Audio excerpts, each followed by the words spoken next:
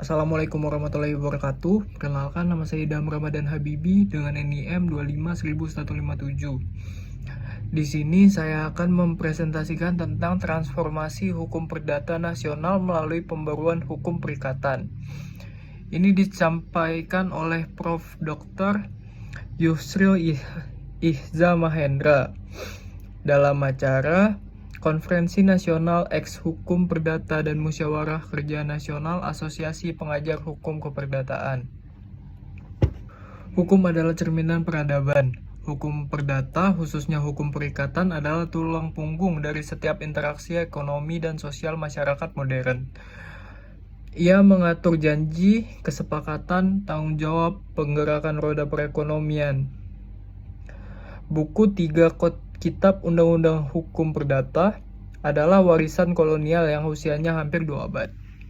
Sejak zaman kolonial, hukum perikatan di Indonesia banyak dipengaruhi oleh sistem hukum Belanda, khususnya dalam bentuk Burgerlijk Wetboek atau disingkat dengan BW, atau Kitab Undang-Undang Hukum Perdata, KUHP Perdata, yang disahkan pada tahun 1847.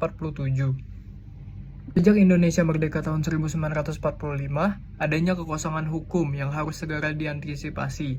Karena itu, dengan peniadaan penggolongan penduduk, sebagaimana pasal 131Jo dan pasal 163 Indesku Startergeling, serta melalui pasal 2 Aturan Peralihan Undang-Undang Dasar 1945, KUHP Perdata tetap berlaku agar kehidupan hukum dan kepastian hukum di tangan masyarakat tidak terhenti. BW dan KUHP mengatur berbagai hal mengenai perikatan, baik yang berhubungan dengan kontrak, ganti rugi, serta hubungan antara kreditur dan debitur.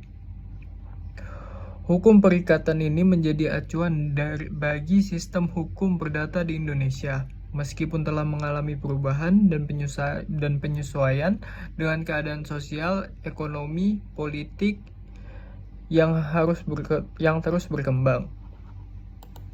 Burgerlijk Wetboek tidak dirancang untuk seluruh penduduk Hindia Belanda. Ia hanya berlaku bagi golongan Eropa dan Timur asing. Sementara bagi pribumi berlaku sistem hukum yang berbeda. Hukum perikatan yang out of date menciptakan resiko ketidakpastian hukum dalam menghadapi dinamika abad ke-21. Perkembangan teknologi era digital dan transaksi lintas batas telah melahirkan bentuk-bentuk kontrak dan perikatan baru, seperti e-commerce, badan hukum, perlindungan data pribadi, dan skema pembiayaan inovatif yang seringkali tidak terakomodasi secara memadai dalam kerangka hukum lama. Kondisi ini menimbulkan 2 tantangan besar, yaitu 1. Ketidakpastian hukum. Kurangnya regulasi yang adaptif membuat sengketa modern sulit diselesaikan dengan adil dan efisien, menghambat iklim investasi dan bisnis. Yang kedua, kesenjangan keadilan. Norma-norma lama gagal memberikan perlindungan yang memadai bagi pihak yang lebih lemah, terutama dalam kontrak baku dan transaksi digital. Oleh karena itu, pembaruan hukum di perikatan bukan lagi sekedar pilihan, melainkan keniscayaan konstitusional dan kebutuhan ekonomi bangsa. Konferensi nasional ini hadir di tengah kebutuhan mendesak untuk memperkuat dan memodernisasi substansi hukum perdata di Indonesia. Diskusi dan sinergi antar akademisi, praktisi, dan pembuat kebijakan seperti yang kita lakukan hari ini adalah kunci untuk mewujudkan kebijakan hukum nasional yang responsif terhadap dinamika zaman. Beberapa isu krusial yang pernah menjadi perhatian kita bersama mengenai hukum keperdataan, antara lain pembangunan hukum perikatan.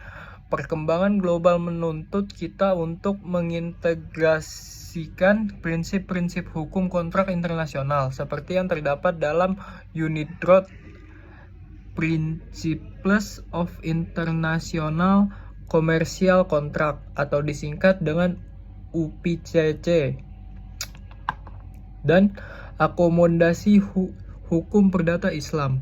Dalam penyusunan perikatan nasional, penting sekali untuk memastikan asas-asas hukum perikatan Islam terakomodasi dan disinkronkan. Karena prinsip-prinsip syariah sebenarnya dapat diakui dan menyesuaikan sepanjang tidak melanggar larangan seperti gharar, maisir, haram, riba, dan lain-lain. Kita harus menghindari kesan bahwa semua hukum perikatan hanya bersumber dari hukum barat. Sejak diberlakukannya sejumlah ketentuan dalam KUH Perdata, sudah banyak yang tidak berlaku lagi. Ada yang dicabut oleh peraturan perundang-undang nasional, ada pula yang disisihkan oleh putusan-putusan hakim melalui jurisprudensial. Akibatnya, kini hukum perdata kita tersebar dalam berbagai peraturan, tidak lagi utuh dalam satu kitab. Munculnya pendekatan-pendekatan hukum termasuk hukum ekonomi syariah yang diadopsi dari beberapa peraturan perundang-undangan sebagai respon atas berbagai persoalan keperdataan yang muncul di masyarakat, telah memberikan warna dalam pengaruh hukum perdata di Indonesia. Realitas menunjukkan bahwa hingga kini KUH Perdata masih dijadikan rujukan utama yang bersifat mengikat. Sebuah fakta yang menegaskan beberapa penting segera menghadirkan hukum perdata nasional yang benar-benar lahir dari nilai, budaya, dan aspirasi bangsa Indonesia. Karena itu, pembaruan KUH Perdata harus berangkat dari paradigma baru yang mampu menjawab tantangan era digital dan globalisasi, sekaligus mengintegrasikan nilai keberlanjutan dan tanggung jawab sosial. Dengan begitu, hukum perdata nasional tidak hanya modern dan relevan, tetapi juga adaptif di tingkat global. Selain pembaruan hukum perikatan, kini juga dihadapkan pada tantangan lain, yaitu harmonisasi hukum perdata adat, di mana hukum adat bersifat dinamis dan mencerminkan rasa keadilan masyarakat, yang seringkali mengedepankan hukum bersifat restitutif. Sinkronisasi peraturan lintas bidang, di mana terdapat masalah ketidaksinkronan dalam peraturan perundang-undangan, terutama yang berkaitan dengan ekonomi syariah dan arbitrase. Perlindungan hak anak dan perempuan, yang dalam persoalan hukum, keluarga, dan adat, isu perlindungan hak anak dan perempuan harus menjadi fokus utama, mengingat perubahan sosial dan ekonomi yang terjadi. Saat ini pemerintah telah berupaya melakukan pembaruan terhadap berbagai warisan hukum kolonial, kitab kodifikasi baik hukum pidana maupun perdata. Tengah diupayakan pembaruan agar selaras dengan kebutuhan masyarakat dan perkembangan zaman. Lahirnya Undang-Undang Nomor 1 Tahun 2023 tentang KUHP mengingatkan kita bahwa perubahan besar tidak pernah tercapai secara instan. Ia merupakan buah dari perjalanan panjang jerih payah anak bangsa dalam melakukan rekodifikasi, mengharmonisasi materi yang sebelumnya tercecer di berbagai peraturan, dan akhirnya merangkai kembali dalam satu kitab hukum pidana nasional yang baru. Di tengah urgensi pembangunan hukum perdata, tantangan utama yang kita hadapi adalah bagaimana menemukan titik keseimbangan antara tradisi dan modernisasi. KUHP tidak hanya berfungsi sebagai perangkat hukum, tetapi juga merefleksikan identitas hukum Indonesia. Terlebih, kearifan lokal bangsa Indonesia yang termanifestasikan dalam berbagai hukum adat yang tersebar di seluruh bumi Nusantara. Pembaruan hukum perlu dilaksanakan dengan tetap menghormati prinsip-prinsip dasar yang telah menjadi fondasi hukum nasional, sekaligus membuka ruang bagi kebutuhan masyarakat modern. Dalam konteks inilah penelaah atas fitur-fitur unggulan KUHP menjadi penting. Tidak dapat dipungkiri, kitab ini telah memberikan fondasi yang kokoh bagi praktik hukum perdata di Indonesia.